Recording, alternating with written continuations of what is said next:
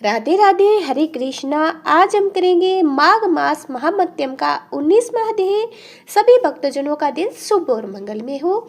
Channel पर पहली बार आए हो तो प्लीज चैनल को जरूर सब्सक्राइब करना। वह पांचों कन्याएं इस प्रकार विलाप करती हुई बहुत देर तक प्रतीक्षा करके अपने घर लौटी। जब घर में आई तो माताओं ने कहा कि इतना विलंब तुमने क्यों कर दिया। तब कन्याओं ने कहा कि हम कन्या के साथ क्रीड़ा करती हुई सरोवर पर थी और कहने लगी, आज हम थक गई है, और जाकर लेट गई। वरिष्ठ जी कहते हैं, इस प्रकार आशय को छुपाकर वह विरह की मारी पड़ गई। उन्होंने घर में आकर किसी प्रकार की क्रीड़ा नहीं की। वह रात्रि उनको एक युग के समान बीती। सूर्य नारायण के उदय होते ही वह अपने आप को जीवित मानती हुई माताओं की आज्ञा लेकर गौरी पूजन करने वह कन्याएं वहां पर जाने लगी। उसी समय ब्राह्मण भी स्नान करने के लिए सरोवर पर आया। उसके आने पर कन्याओं ने वाह वाह किया। जैसे कमलिनी प्रांतः काले सूर्योदय को देखकर कहती है, उसको देखकर उनके नेत्र खुल गए और उसे ब्रह्मचारी के पास चली गई। आपस में एक दूसरे का हाथ पकड़कर चारों तरफ से उसको घेर लिया और कहने लगी कि मूर्ख, उस दिन भाग गया था लेकिन आज नहीं भाग सकता। हम लोगों ने तुमको घेर लिया है। ऐसे वचन सुनकर बाहुपास में बंधे हुए ब्राह्मण ने मुस्कुराकर कहा, तुमने जो कुछ कहा सो ठीक है, परंतु मैं भी विद्या अभ्यास और ब्रह्मचारी हूँ। गुरुकुल में मेरा विद्याभ्यास पूरा नहीं हुआ। पंडित को चाहिए कि जिस आश्रम में रहें उसके धर्म का पालन करें। इस आश्रम में मैं विवाह करना धर्म नहीं समझता। अपने व्रत का पालन करके और गुरु की आज्ञा पाकर ही विवाह कर सकता हूँ, उससे पहले नहीं कर सकता।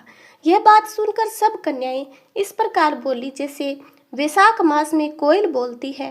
वे कहने लगी, धर्म से अर्थ और अर्थ से काम, काम से धर्म के फल का प्रकाश होता है।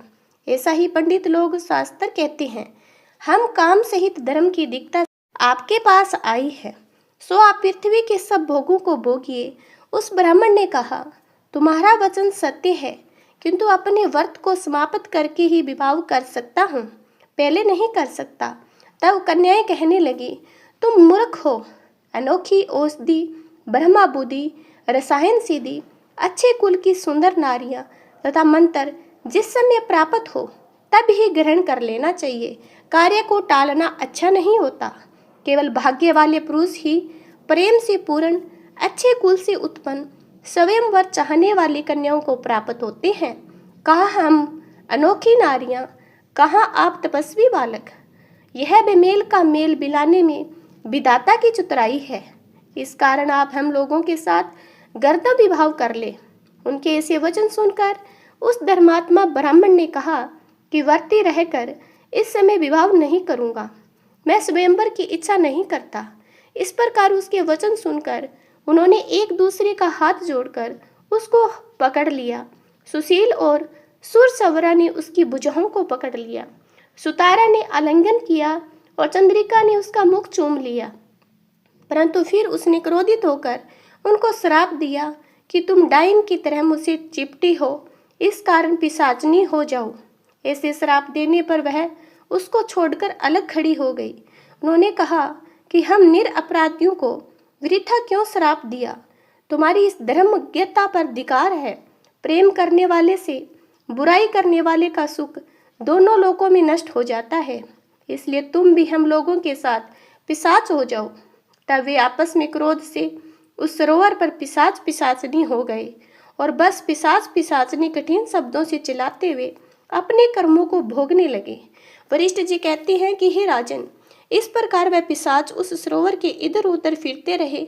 बहुत समय पश्चात मुनियों में श्रेष्ठ लोमेश ऋषि पौष शुक्ला चतुर्थी को उस अछोद सरोवर पर स्नान करने के लिए आए। जब सुधा से दुखी इन पिशाचों ने उनको देखा तो उनकी हत्या करने के लिए गोल बांधकर उनको चारों तरफ से घेर लिया। वेदनिधि ब्राह्मण भी वहां पर आए और लोमेश ऋषि को साष्टांग प्रणाम किया। वे पिशाच ऋषि के तेज के सामने ठहर न सके, दूर जाकर खड़ी हो गए। वेदनिधि हाथ जोड़कर लोमेश ऋषि से कहने लगे, भाग्य से ही ऋषियों के दर्शन होते हैं। फिर उन्होंने गर्दव कन्या और अपने पुत्र का परिचय देकर सब वृतांत सुनाया और कहा कि हे मुनिवर, यह सब ही शराब मोहित होकर आपके सम्मुख खड़े हैं। आज इन बालकों का निस्तार होगा, जैसे सूर्योदय से अंधेरे का नाश हो जाता है। वरिष्ठ जी कहने लगे।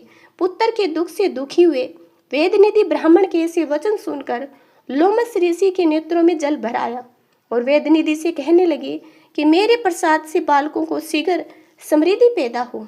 मैं उनका धर्म कहता हूँ, जिससे इसका आपस में ज्ञान विलीन हो जाए। इसी प्रकार से हमारा 19वां अध्याय समाप्त होते हैं। सभी भक्तजन हमारे चैनल को सब्सक्राइब करके कमेंट में जय माता दी जरूर लिखना।